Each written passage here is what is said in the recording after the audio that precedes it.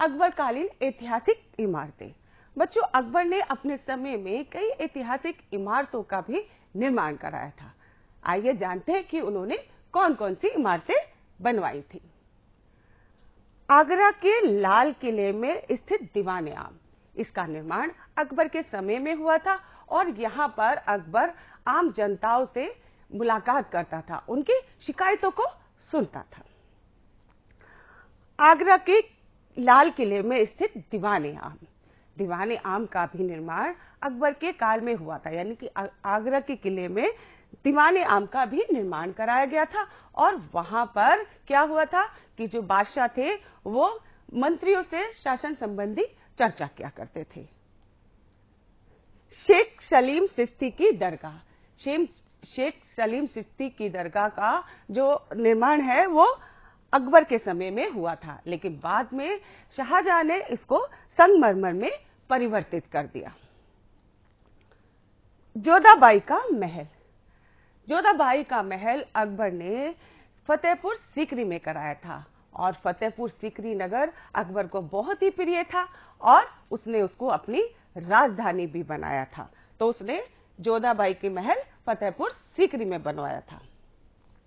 हवा लेने के लिए उसने पंचमहल का निर्माण कराया था और इसका निर्माण भी उन्होंने कहां कराया था? फतेहपुर सीकरी में कराया था।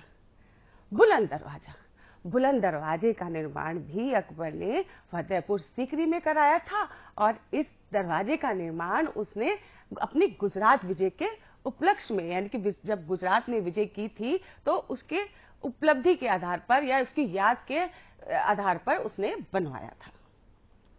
शाहजहां के काल की ऐतिहासिक इमारतें। अब शाहजहां ने अपने काल में कई ऐतिहासिक इमारतों का निर्माण कराया जो अपनी सुंदरता में बेजोड़ थे और विश्व में भी प्रसिद्ध थे। तो पहला चित्र कौन सा है? आप सभी जानते हो, यह चित्र किसका है? ताजमहल का चित्र है। और ताजमहल को जो है कहां बनवाया था? आगरा में। शाहजहां ने ताजमहल का निर्माण आगरा में कराया था और इस इमारत का निर्माण उसने अपनी पत्नी मुमताज महल के याद में कराया था। और यह जो है इमारत सफेद संगमरमर से बनी है और विश्व में भी प्रसिद्ध है। लाखों पर्यटक इसको देखने के लिए देश और विदेश से आते हैं। फिर है लाल किले का निर्माण शाहजहां ने दिल्ली में कराया था और ये एक ऐतिहासिक इमारत है और यहाँ पर कई ऐतिहासिक इमारतों का भी निर्माण हुआ था। जामा मस्जिद को शाहजहां ने दिल्ली में इसका निर्माण कार्य शुरू कराया था और यह मस्जिद बहुत ही बड़ी मस्जिद है और सुंदर मस्जिद भी है। बच्चों, दीवाने आम यानी कि दीवाने आम का निर्माण शाहजहां ने दिल्ली के लाल किले में कराया था और दिल्ली के लाल किले में उसने जो है इसका निर्माण कराया था। और यहाँ पर जो है दीवाने आम जो है एक बहुत ही खूबसूरत इमारत है और यहाँ पर शाहजहां जो है जो अपने जनता से उसकी फरियादों को सुनते थे। दीवाने खास का निर्माण भी शाहजहां ने दिल्ली के लाल किले में कराया था और दिल्ली के लाल किले में ये जो दीवाने आम है इसका निर्माण कराकर वो वहां पर मंत्रियों से और राजदूतों से मिलता था। आज हम जानेंगे इस पर जानते हैं। तो आज हम जानेंगे मुगलकालीन चित्रकारी के बारे में, मुगलकालीन संगीत के विकास को समझेंगे, मध्यकाल में यातायात के लिए साधनों का अध्ययन करेंगे, मुगलकालीन प्रमुख घटनाएं तथा तिथियों को भी जानेंगे। चित्रकारी। मुगल बादशाहों को चित्रकारी का भी बहुत शौक था और उन्होंने चित्रकारी के क्षेत्र में विशिष्ट योगदान दिया, यानी कि उन्होंने बहुत इस पर ध्यान भी दिया। उन्होंने भारतीय जीवन से जुड़े प्रसंग तथा प्राकृतिक दृश्यों का चित्रकारी में समावेश किया, जैसे दरबार, शिकार तथा युद्ध के दृश्यों का। उन्होंने फारसी कथाओं को चित्रित कराने के अलावा महाभारत का फारसी में अनुवाद कराया। ऐतिहासिक रचना अकबरनामा तथा दूसरी पुस्तकों को भी पुस्तकों को भी चित्रों से सजाया। यानी कि उन्होंने जो पुस्तकें को उन्होंने फारसी में अनुवाद कराया, उनको चित्रों से भी सजाया था। उन्होंने भारतीय रंगों जैसे मयूरी नीले रंग तथा लाल रंग का अधिक प्रयोग किया और साथ ही साथ मुगलों ने अपनी चित्रकारी में ईरानी शैली में सपाटपन के स्थान पर भारतीय कूची की गोलाई का प्रयोग किया, जिसे त्रिआयामी चित्र बनने लगे। अकबरनामा। अकबरनामा अबुल फजल ने अकबरनामा व आईने अकबरी जैसे ग्रंथों की रचना की थी। ये इतिहास, दर्शन व एवं साहित्य के विद्वान थे। यह अकबर के नवरत्नों में से एक थे। त्रिआयामी चित्र।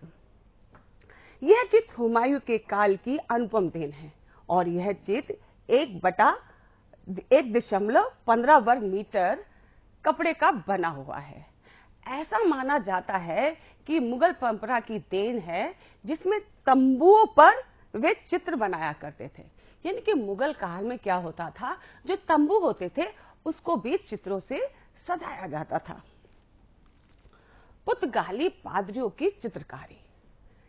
अकबर के अधीन पुर्तगाली पादरियों ने दरबार में यूरोपीय चित्रकारी का समावेश किया। उनके चित्रों में दूर दिखने वाली आकृतियों का छोटा दर्शाने के सिद्धांत को अपनाया गया। इससे आकृतियां अपने सही परिवेश में सामने आती थी। जहांगीर के काल की चित्रकारी। जहांगीर जो है चित्रकारी का बहुत ही बड़ा शौकीन था, यानी कि उसको चित्रकारी का बहुत शौक था और वो चित्रकला का बहुत बड़ा पारखी भी था। वो यह बता सकता था कि वह यह बता सकता था कि विभिन्न चित्रकारों द्वारा, यानी कि बहुत सारे चित्रकारों द्वारा अगर किसी एक चित्र को कई चित्रकारों ने मिलकर बनाया है तो वो यह बता सकता था कि किसने हाथ को बनाया है, किसने मुंह को बनाया है और किसने पैरों को बनाया है। जहांगीर के काल में चित्रकारी का विकास बुलंदियों तक पहुंचा। जहांगीर के शासनकाल में मनुष्य की एकल आकृतियों और पशुओं की आकृति के चित्रण में विशेष प्रगति हुई। राजस्थानी शैली की चित्रकारी में पश्चिम भारतीय या जैन शैली के पूर्ववर्ती परंपराओं का मिश्रण चित्रकारी की मुगल शैली के साथ किया गया है। इसमें पुराने विषयों का समावेश किया गया, यानी कि पुराने विषयों को भी जोड़ा गया है।